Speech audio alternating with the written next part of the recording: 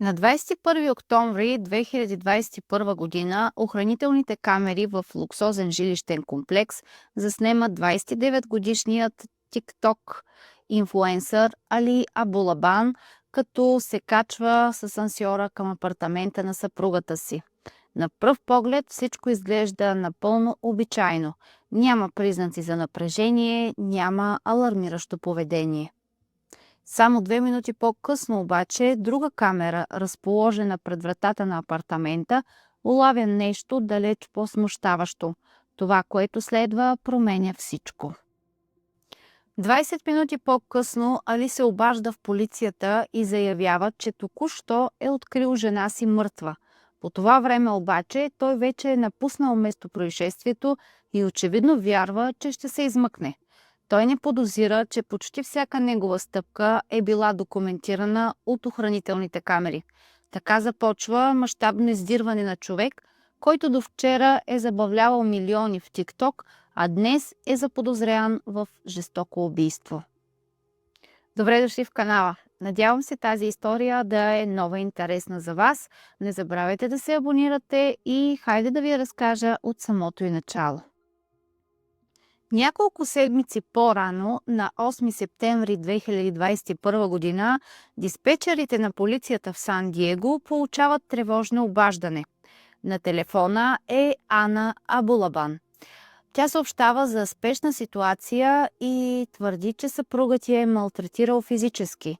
Моли полицията да изпрати патрул на адрес. По време на разговора си с диспетчерката, Ана звучала оплашена, но като че ли се опитвала да запази спокойствие. Тя потвърждава по телефона, че Али, съпругът ти, я е ударил и е под влияние на наркотични вещества. Моли диспетчерката да говори по-тихо, за да не я чуе, защото той е в другата стая, и да се изнерви допълнително, което да рефлектира отново върху нея и физически да не започне отново да й посяга. Няколко минути по-късно пристига и патрул на адреса. Когато полицията влиза в апартамента, Али вече е напуснал. Вътре са само Ана и малката им дъщеря. Докато Ана търси помощ, Али паралелно излъчва на живо в ТикТок, където се подиграва с съпругата си и се представя като жертва, обвинявайки я, че иска да избяга и че без него не би имала абсолютно нищо. Али е напуснал апартамента веднага след като е разбрал, че има подаден сигнал на 911, но въпреки това не прекъсва излъчването си на живо в ТикТок. Точно обратното, продължава да сипе обиди и унизителни твърдения за съпругата си. Дори и когато е наясно, че в момента, в който е излязъл, полицията е пристигнала на мястото. Ана на свой ред обяснява на полицията, че конфликтът е започнал заради куфар. По време на спора Али губи контрол, блъска я, тя пада, наранява коляното си и удря главата си в леглото. Полицаят документира нараняванията, заснема обстановката и я информира, че може да поиска ограничителна заповед. Ана обаче решава да не предприема тази стъпка, за да не дразни Али допълнително. През последните месеци връзката им била все по-напрегната и агресивна. Помежду им ставали все повече и повече разправи и скандали. И това било много различно от самото начало на тези отношения. Сякаш нещо се било преобърнало абсолютно неочаквано за тях. Ана Мари е родена в Филипините и е израснала в Япония. Има скромно, но стабилно присъствие в социалните мрежи, най-вече в Инстаграм. Тя често се появява във видеята на Али, заставайки до неговият онлайн образ, който постепенно набира изключително голяма популярност. Али обаче има интересна биография. Той е израснал между Ню Йорк и Вирджиния, а по-късно постъпва и във военно-въздушните сили на САЩ. Именно по време на службата си в Япония той се запознава и с Ана. Двамата започват връзка през 2014 година, женят се скоро след това, а няколко години по-късно се ражда и дъщеря им. След края на военната му служба, семейството се връща в САЩ и се установява в Сан-Диего. В края на 2019 година Али създава и онлайн персонажа Джин Кит. Скечовете му, имитациите на Тони Монтана, отбелязаният и стримовете го превръщат в истинска сензация. Последователите му в TikTok нарастват до близо 940 хиляди, а съдържанието му се разпространява и в другите платформи и се гледа от милиони зрители. Ана от време на време участва в неговите видеа, понякога дори заедно с дъщеря им. Онлайн те изглеждат като идеалното семейство, успешни, усмихнати, живеещи в луксозен небостъргач в центъра на града. Зад фасадата обаче нещата стоят по коренно различен начин. С времето Али става все по-ревнив и контролиращ. Започва да я унижава и при това публично публикува видеа, в които се карат, опитвайки да я представи като, видите ли, тя е нищо без мен, ако не бях аз, тя нямаше да има това, което има в момента, и униженията ставали твърде големи. При това с милионна публика. До 2021 година конфликтите вече не са скрити. Те са публични, гледат се от всички. Съседите започват все по-често да чуват крясъци и семейни скандали, а полицията все по-често да ги посещава на адрес, именно заради домашни скандали и насилие. Али все по-често обвинявал Ана в изневяра, въпреки че той открито поддържал отношения с други жени. Нещо повече, в живите си включвания, както вече ви казах, той изключително много я потиска, държи се лошо с нея, снима я без нейно позволение. И това ставало някакво ежедневие, а сякаш феновете се радвали на това нещо и го въздигали все повече и повече в култ. Лошото тук е, че въпреки сигналите, които са подавани за домашно насилие през този период, нито Ана е предприела крачката да извади ограничителна заповед, да се раздели с него, нито пък се е стигало до арести, въпреки че полицията е била на адрес буквално почти всяка седмица. Така нито полицията, нито потребителите на социалната мрежа, нито хората, които са най-близо до тях, си давали сметка, че тези сигнали, които са постъпвали в полицията и спешните телефони и реално не са имали последствия, всъщност са началото на една верига, която накрая ще се скъса. Събития, които в края им ще доведат до фатален и много тежък финал. След обаждането на спешния телефон от страна на Ана през септември, следващите седмици далеч не успокояват положението. Напротив, всичко между тях става все по-изострено и по-зловещо. Хора от обкръжението им твърдят, че Али започва открито да употребява кокаин. Ревността му се превръща в крайно обсебване. Той не искал Ана да вижда приятели, още по-малко пък мъже, и дума не можело да става.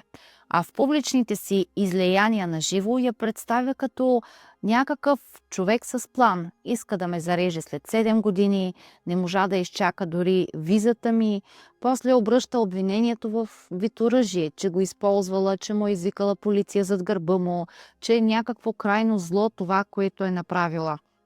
Всичко, което говорил, трябвало да бъде доказателство именно срещу нея, а хората все по-често го подкрепили в коментарите и го аплодирали.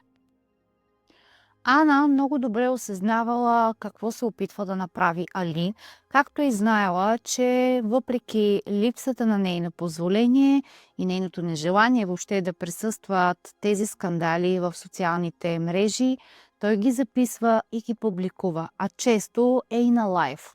За да избегне това да играе неговата игра и всъщност да влезе в капана му, на нея се налагало по време на скандалите буквално да държи лицето си така, все едно абсолютно нищо не подсказва, че тя е наранена, защото знае, че ако избухне в някакъв момент, тъй като той е провокира непрестанно с обиди и с сипването на обвинения, които са абсолютно безпочвени, тя щяла да отвърне и съответно да стане жертва, защото хората щели да видят ролята, която той се опитва да й наложи. Тази на злата жена, на тази, която иска да го остави, на тази, която иска да излиза с мъже и си има друг.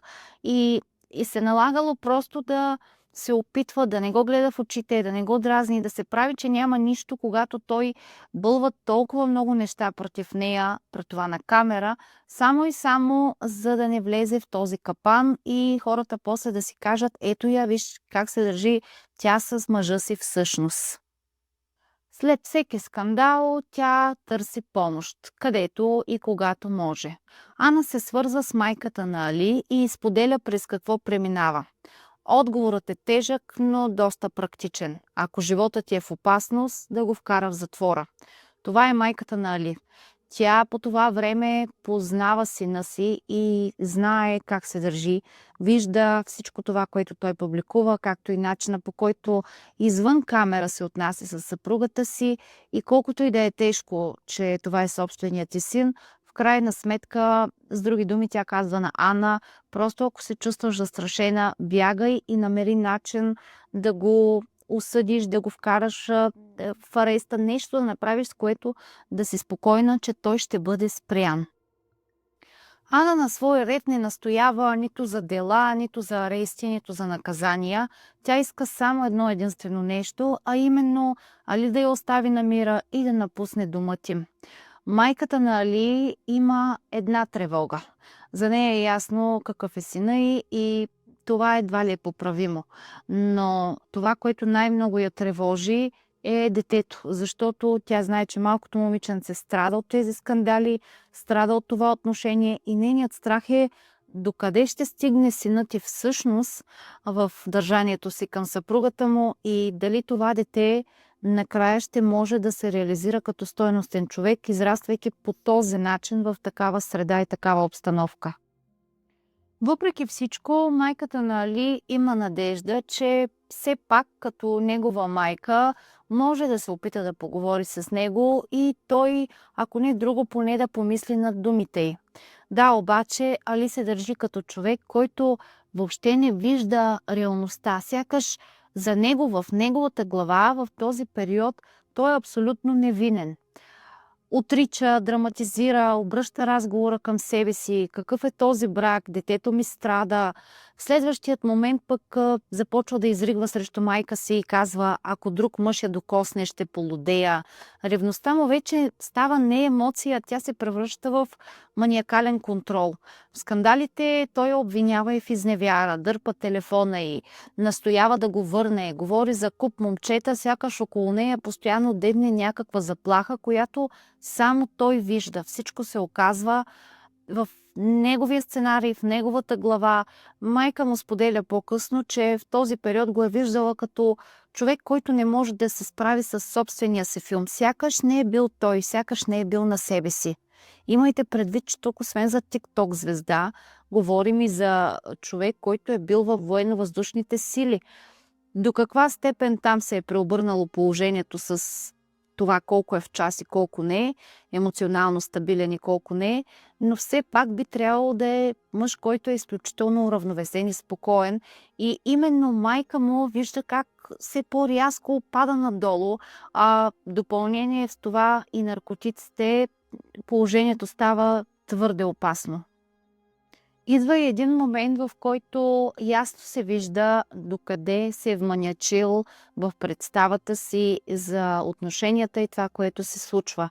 Един ден, докато детето ми спи в стаята, Али, който е дрогиран в това време, насочва пистолет към главата си. Не като опит да се спаси от тази ситуация, а като сцена. Отчаян ход, за да задържи вниманието на Ана. Тя звъни на полицията и обяснява, че е видяла как оръжието е държано от него до лицето му, докато дъщеря ми спи наблизо. В собствените му думи това било единственият начин да я накара да се върне от дома. Следва нов епизод няколко дни по-късно. Ана иска да отиде на рожден ден на приятел. Али обаче категорично отказва, забележете, да я пусне, защото тя буквално е в неговият плен. За него всеки човек в нейният кръг е заплаха. Всеки повод е капан, а всеки изход се оказва предателство. Разправията се разраства. С кого ще е там, къде ще са, защо, как. Натискът става още по-груб от негова страна и по-агресивен. Накрая Ана се разплаква. Али започва да се извинява, но вече е късно. Това не е една грешка, а модел и тя го осъзнава.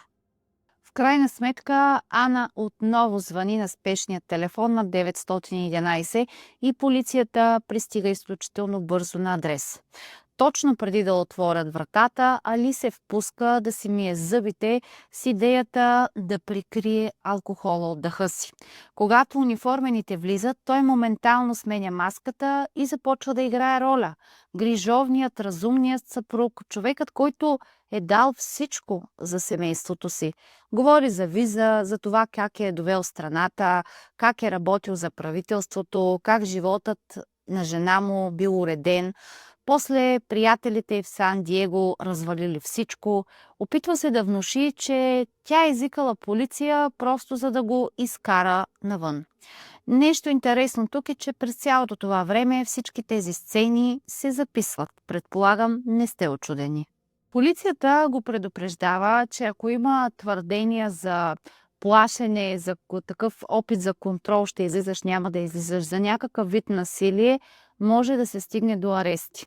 Али избухва в странни обобщения пред полицаите, започва да им обяснява, че това е женска работа, че жена му просто драматизира, защото иска внимание. После пък избухва и казва пред полицаите, че това е неговата жена и никой нямало право да я пипа. Ана казва на полицаите, че се чувства в безопасност, когато те са там, но предпочита Али да не е в апартамента, тъй като когато те си тръгнали, тя се страхувала от следващият спор, който очевидно щял да последва. В този период Али продължавал да вярва, че може да заблуди всички. Приятелите, семействата, близките около тях, потребителите, които са в неговия профил и го следват и винаги така го надъхват, защото той излиза пред тях като жертва. Но въпреки това, в този момент бракът им е приключен и двамата го знаят.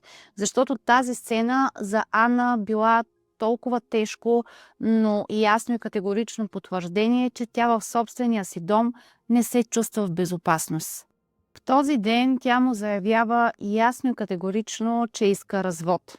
Че това не е ако, че няма смисъл да прави каквото и да е, за да се опита да я разубеди, че е повече от категорична и това е окончателното й решение. Също така му казва, че знае за другите жени в живота му и по този начин не може да живее. Малко след раздялата, Ана започва да се вижда с друг мъж. 29-годишният Рейбърн Барън, който е дългогодишен приятел и човек, който винаги е бил до нея. Али никога не го е харесвал. Отдавна е подозирал, че именно Рейбърн има чувства към Ана и точно за това го възприемал като някакъв вид враг. Разликата е, че именно Рейбърн е описан като грижовен и семеен човек. Човек, който не би я наранил. На свой ред Али не приема загубата. Започва да звъни, да пише, да я обещава, да й обещава, че ще се промени. Дори се премества в хотел близо до нея, само и само защото категорично отказва да изчезне от живота й. Ана в този момент има и друг страх – визата, бъдещето й в страната, възможността да загуби и детето си също така. Въпреки това започва да крои план как да се измъкне окончателно от него така, че той да не нарани нито нея, нито детето. Али от своя страна живее в отричане. От хотела се държи така, сякаш раздялата е някакво временно недоразумение. Публикува онлайн, говори с приятели и повтаря, че Ана греши. Но паралелно с това в него расте манията да я следи. Започва да търси начини за наблюдение, подслушване, дистанционно следене, приложения, достъп до устройствата и всичко, което може да си сетите. След всички опити как да контролира света и накрая решава да използва iPad-а на детето им. Сякаш собственото му дете започва да бъде пионка в техните отношения. Инсталира приложение, което по-късно прокурорите ще опишат като бебефон и превръща детския таблет в устройство за игри и анимации в инструмент за подслушване. Оставя го скрито, включено под леглото в апартамента и започва да получава звук на живо където и да е. Така, от хотелската си стая Али получава всичко, което му е необходимо. Къде е Ана, с кого е, има ли друг мъж в живота и какво се случва, какво прави, всяко едно нещо минава към телефона му. Това не е еднократен акт, а част от дълга линия на контрол, записи, достъп до телефона, онлайн нападки, триади и манипулации пред последователите му. Ана от своя страна става мишена на тормоз от непознати, които вярват на неговата версия и крайно му симпатизират. На 21 октомври след обед Али отново подслушва апартамента на Ана чрез измислената вече схема с айпада на детето. Тогава чува гласове. Гласът на Ана и на приятеля ти. В неговата глава това е доказателството. Той знае, че тя не е сама и буквално пощорява. Взима пистолет, под влияние на кокаин, напуска хотела и тръгва към жилищната сграда, където Ана живее с дъщеря им. Този ден детето е на училище, а Ана не очаква той да се появи. Около 14 часа и 50 минути охранителните камери показват как Али влиза в паркинга. След секунди излиза, после отново се връща, сякаш проверява себе си, решението си или просто се настройва за това, което предстои да направи. Оправя колана около кобура, влизайки, включва аудиозапис на телефона си и го прибира в джоба, за да документира това, което смята, че ще докаже нещо. В асансьора той влиза изключително спокойно. Лицето му се вижда, че е абсолютно безизразно, сякаш нищо не предвещава това, което ще последва. Той използва карта за достъп, която по-рано е копирал именно от Ана. Избира 35-тият етаж, където тя живее, и потегля нагоре. По време на изкачването разменя небрежни думи с съседи и дори се усмихва, сякаш отива на най-обикновено посещение при приятелка. Щом асансьора спира, на камерите се вижда как той се втурва по коридора. Стига до вратата, отключва я с ключа, който все още притежава, и влиза вътре. Вътре Ана и Рейбърн са заедно. Сблъсъкът е мигновен. Али вдига пистолета и стреля първо по Рейбърн. Първите два изстрела попадат в главата му, третият в гърлото. Рейбърн пада на земята и умира на място. Ана на своя ред стои до него буквално вцепенена. Няма време за реакция, няма време да осъзнае какво се случва, нито пък да избяга. Този, който някога тя е обичала, се е превърнал в коренно различен човек. Тогава Али се обръща към нея, поглежда я право в очите и натиска спусъка. Куршумът я улучва в челото. След като го прави, Али отново вади телефона си, но този път не заради звука или запис, който иска да направи, защото няма какво да запише чисто като аудио и двамата са мъртви, но започва да прави снимки. Започва да прави кадри на сцената, как Ана и Рейбърн неподвижни лежат на пода, там където са паднали след самите изстрели. После прави нещо още по-потресаващо, защото с пистолет в ръка изпраща тези снимки на свои близки, на роднини и на приятели. И тук можем да намесим и ролята на социалните мрежи понякога и това, в което тези мрежи могат да превърнат хората. Защото държанието на Али сякаш е някаква сцена, той играе някаква роля в неговия си филм. Сякаш това е нещо, което прави за пред камера. Той не осъзнава реалността, не осъзнава какво се случва, а точно обратното. Това изпращане на снимки до най-близките му хора е едва ли не като кулминацията на нещо, което е постигнал, нещо, което е спечелил, да се похвали на абсолютно всички, сякаш това е негова победа. Когато излиза от апартамента след разпращането на кадрите, той се обажда първо на майка си и разказва какво е направил. След това се качва отново в асансьора, като вътре има и други хора от самата сграда. Али стои между тях, сякаш нищо не се е случило. Не се обажда на полицията от комплекса. Вместо това се насочва направо към колата си. Едва след като вече е навън, звъни на 911 и се опитва да изгради друга версия. Да прозвучи като човек, който случайно е открил жена си мъртва. По телефона заявява, че жена му и още един мъж били намерени мъртви, описва рани от куршуми и умолява да помогнат. Диспетчерът се опитва да уточни фактите, пита кой е, какво точно е видял. Али се представя и подчертава, че е съпругът и разказва как уж е влязал и ги е видял заедно. По думите му има опит да звучи шокиран и безсилен. Не може да дишам, толкова е ужасно. Сякаш наистина продължава да играе като за пред камера. Това е истински ад, не мога да повярвам на очите си какво видях, какво ще правя сега. Всичките тези въпроси той ги задава по телефона, как видите ли, като нейн съпруг влиза там, вижда някакъв мъж до жена си и двамата са мъртви и живота му едва ли не в този момент се е сринал. Това обаче се оказва тотална роля. След разговора с полицията, той не се връща в апартамента, за да потвърди версията си, че е влязал там, че ги е видял и така нататък, а директно се качва в колата и отпрашва към училището на детето. Когато служителите пристигат, влизат на сила. Откриват двамата простреляни, започват да обезопасяват района и веднага изискват помощ и подкрепление. Паралелно с това бързо изземват и записи от охранителните камери на самата сграда. Когато поглеждат видеото, идентифицират Али и автомобила му, с който той е дошъл там.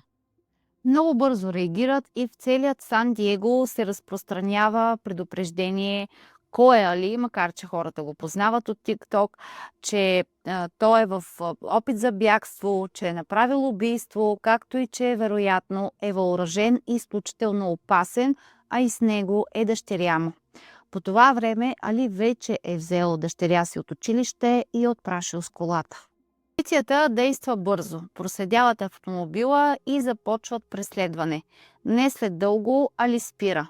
Полицаите приближават и пристъпват към арест. В кадри от този момент той говори за детето и за това кой можел да го вземе. Опитва се да контролира ситуацията и изглежда като човек, който го е грижа. След самият арест, който вече е направен, следователите вземат телефоните, айпада му, лаптопа му, автомобила също, всичко това, което може да сглоби картинката пред тях за това какво се е случило. Имайте предвид, че въпреки, че не е имало арести, в което е изключителна грешка очевидно, в предходните подадени сигнали от съпругата му към него, той също има своето досие и това веднага ги задвижва още по-бързо.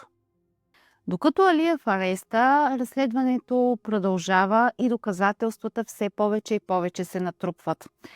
През това време Али прави много шокиращо действие, ход, който е абсолютно непредвидим за никого, а именно дава телевизионно интервю за случая. Когато го питат директно дали е убил Ана, той отказва да отговори. Изглежда разстроен, но едновременно с това се опитва да пренапише историята като изблик на страст, а не като нещо преднамерено. В интервюто признава, че е инсталирал приложение, с което да следи жена си, според него за нейна безопасност. Признава и че е подслушвал дома чрез айпада. Разказва как чул гласа на Рейнбърн и как изгубил ума си, като се опитал да се спре, но не успял.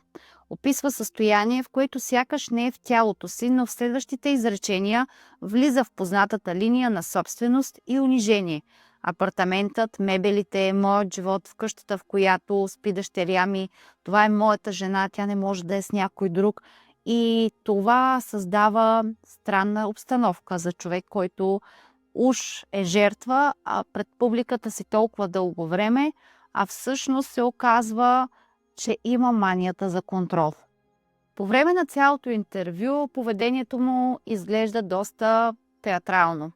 той започва да ридае, после има крясъци, после има неконтролируеми жестове, как, видите ли, той е невинен и съсипано това, което се е случило.